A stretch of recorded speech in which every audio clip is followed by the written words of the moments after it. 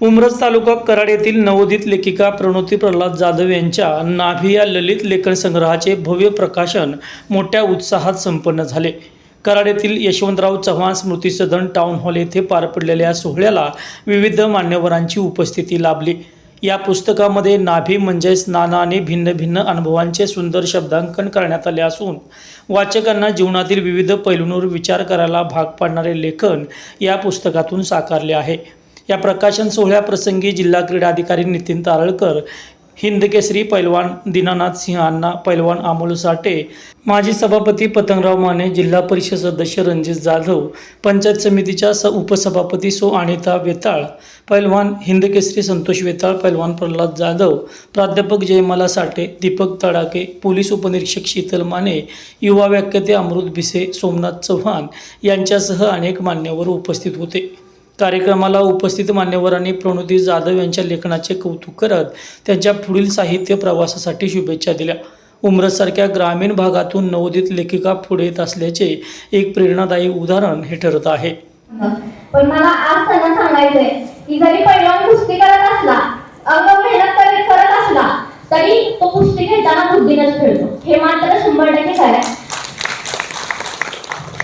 खरं तर आज नाभी तुमच्या समोर प्रकाशित झालं, पण आपल्या मातीत अनेक साहित्यिक त्या मातीत आले आणि आता सध्या जरी नसले तरी वपुंसारखे, पुलंसारखे, मांडवरांसारखे असे अनेक साहित्यिक होऊन गेले। असंच एका साहित्यकाने एक फुलांनी लिहून ठेवलेला आहे की ज्ञान पचलं तर त्याची वृत्ती होते आणि ज्ञान नाही पचलं तर त्याचा अहंकार होतो। तुम्हाला सांगण्याचं तात्पर्य एवढंच की समाजाकडून आलेले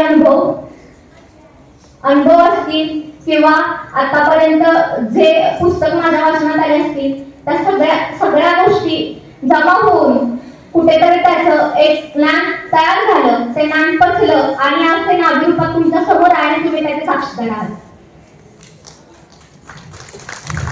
खरं तर हा प्रवास फक्त इथपर्यंत नाहीये। 2 जून 2024 नाभीला जेव्हा सुरुवात झाली, लिखाण जरी 208 पानांचं 15 दिवसाचं जरी असेल तरी नाभीला पुस्तक रूपात यायला आज 1.5 वर्ष लागते। ह्याचा खरं तर संघर्ष खूप मोठा आहे। जरी माझं वय कमी असलं तरी अनेक असे व्यक्ती जोडल्या गेल्या की ज्यांच्यामुळं ह्या संघर्षात त्यांनी मला साथ दिली। काहींची साथ सुटली, पण जे शेवटपर्यंत माझ्यासोबत संघर्ष करत राहिले त्या अनेक लोक आहेत। खरं तर त्यांची मी नावं आज घेते। आभार ह्या सगळ्या गोष्टी नंतर असतात, पण त्यांची नावं घेणं खूप महत्त्वाचं आहे, कारण त्यांची नावं नाही घेतली तर नाभी हे पुस्तक माझ्यासमोर आहे, पण त्याच्यामध्ये त्यांची पण परिकाष्ठा आणि किंवा कष्ट म्हणेन की त्यांच्यामुळे आज नाभी पुस्तक रूपात आली। सर्वात प्रथम मी दळवी सर, अथर्व कुणाल प्रकाशन हे दळवी सर, श्रीकृष्ण दळवी सर यांचे खरंच मनापासून आभार मानते की त्यांनी कमी वेळात हा पुस्तक माझ्या हातात दिलं। आणि एक असं आहे की आपण म्हणतो की जेव्हा आपल्याला लहानपणी जे संस्कार होतात ते कुठेतरी आपल्याला आपलं व्यक्तिमत्व घडवायला पुरेसे असतात। खरं तर माझं व्यक्तिमत्व जे राहुल साठे सर असतील, खरं तर मी 1 वर्ष जास्त काळ त्यांच्यासोबत नव्हते किंवा शिक्षण त्यांनी मला दिलं। आपण म्हणतो की मराठी अभिजात आहे, पण कुठेतरी ती कमी होत चालली किंवा कुठेतरी ती नष्ट होत चालली। पण मला तुम्हाला सांगायचं एवढं तात्पर्य, साहित्यप्रेमी राहुल साठे सर असतील अशी लोक जर समाजात असतील तर मराठी कधीच मरू शकत नाही, ते अजरामर राहणार, त्याची मला नक्की खात्री आहे। एवढंच नव्हे तर हे पुस्तक फक्त लिखाणात लिहून चालत नाही, तर त्याला मधली जी प्रोसेस असते ती प्रोसेस पूर्ण करण्याचे काम, जे दिवस रात्र ज्यांनी पूर्ण करण्याचे काम माझ्यासोबतच त्यांनी जे पेशन्स ठेवले, त्यांनी जर पेशन्स ठेवले असते तर कदाचित आज एवढ्या लवकर पुस्तक भेटलं नसतं। 15 दिवसाचं लिखाण असलं तरी ह्यात 1.5 वर्षाचा काळ गेला। ह्या 1.5 वर्षात किती संघर्ष करावा लागतो ज्यांना माझ्यासोबतच कळालं, असे शिवाय ऑफसेटचे सर्वा शुभम शिवाजी कदम दादा असतील, त्यांचे बंधू जे मी लिहायला सुरुवात केली त्याच्या आधी अनेक मी लिखाण केलं होतं, पण पुस्तक रूपात लिखाण हे नाभीचं पहिलंच असेल। त्याच्या आधी खूप लिखाण केलं, पण नक्की नाभी कोणत्या रूपात असावी किंवा ललित लेखन असावं, साहित्याचे अनेक प्रकार आहेत, कथा असतील, कादंबरी असतील किंवा ललित असेल, ह्या सगळ्या गोष्टी नक्की नाभी कोणत्या रूपात उतरवायची ह्यात कुठेतरी मला शंका होती. असं म्हटलं जातं की कर्णासारखा वाईट गोष्टीत साथ देणारा मित्र असण्यापेक्षा श्रीकृष्णासारखं मार्गदर्शन करणारा एक तरी मित्र आयुष्यात असावा. असा मित्र मला अथर्व खंडे या रूपात मला भेटला आणि त्याच्यामुळे आज मला आनंद होतोय सांगण्यास की माझा मित्र अथर्व खंडे त्याची लावत ही कादंबरी पण प्रकाशित होते लवकरच. तर अशा मित्राची मला साथ लाभली आणि त्याने मला एकच वाक्य म्हटलं होतं की तू सुरुवात कर, एक वेळ नक्की येईल की तुला कळेल, तुला उमगेल, तुला काय घ्यायचं. आणि तेव्हा माझी सुरुवात फक्त मी ललित प्रकार नाही तर मी कविताही करण्याचा प्रयत्न केला होता. मी कविता इतक्या सुंदर नाही करत, पण यमक वगैरे जुळेल त्याने मला माहित नाही, पण एक कविता मी केली होती. अशा भरपूर कविता केल्या होत्या, त्यातली एक कविता मला तुमच्यासमोर सादर करायची आहे. जर आवडली तर नक्की दाद द्या.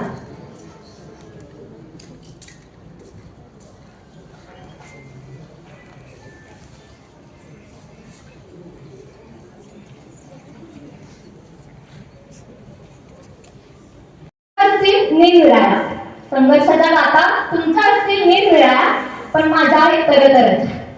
विस्कटलेल्या आयुष्याला शब्दांचं कुंपण घालतेय, विस्कटलेल्या आयुष्याला शब्दांचं कुंपण घालतेय. मला त्या प्रेरणा देतात, इतरांना त्या कविता वाटतात.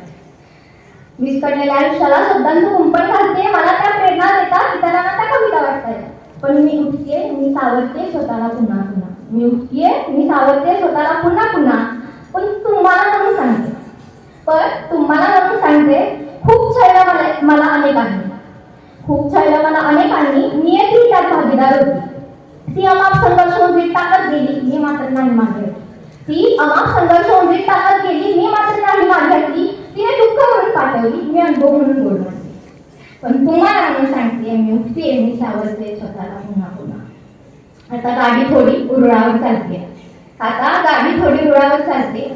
आयुष्याची असं फक्त वाटतंय तोवर कोणीतरी धडका देते. आयुष्याची गाडी थोडी रुळावर चालतीये असं फक्त वाटतंय तोवर कोणीतरी धडका देतंय. काहींची नजर आहे माझ्यावर, माझ्या अप्रगतीच्या वाटेवर. काहींची नजर आहे माझ्यावर, माझ्या अप्रगतीच्या वाटेवर. जणू डोळे लावून बसले, पण सांगा त्यांना कोणीतरी मी उठतेय, मी सावरते स्वतःला पुन्हा पुन्हा. आधी खूप थकत होते, माझ्याच वाट्याला असं का, विधात्याला विचारत होते. आधी खूप थकत होते, माझ्याच वाट्याला असं का, विधात्याला विचारत होते. पण आता कोणतीच तक्रार माझी नाही, तुझेच राह मी शिकत राह. कारण मी उठते, मी सावरते स्वतःला पुन्हा पुन्हा. आयुष्य थोडं अस्थिर असलं तरी मी स्थिर आहे. आयुष्य थोडं अस्थिर असलं तरी मी स्थिर आहे. किती वावटाळ आली तरी मी अजूनही उभीच आहे. वावटाळा घाबरण्यात मी नव्हे, कारण मी उठते, मी सावरते स्वतःला पुन्हा पुन्हा. खरं सांगू, प्रगतीच्या वाटेवर काटे फार झाले. खरं सांगू, प्रगतीच्या वाटेवर काटे फार झाले. मी वेळी आधी विसरत बसले, आता उत्तर म्हणून शिंपडते. सह्यानं ढवळून दिला कधी मी दुनियादारी तो पाणी निंदा बहाल केली. मी शुभेच्छा म्हणून स्वीकारते, कारण मी उठते, मी सावरते स्वतःला पुन्हा पुन्हा.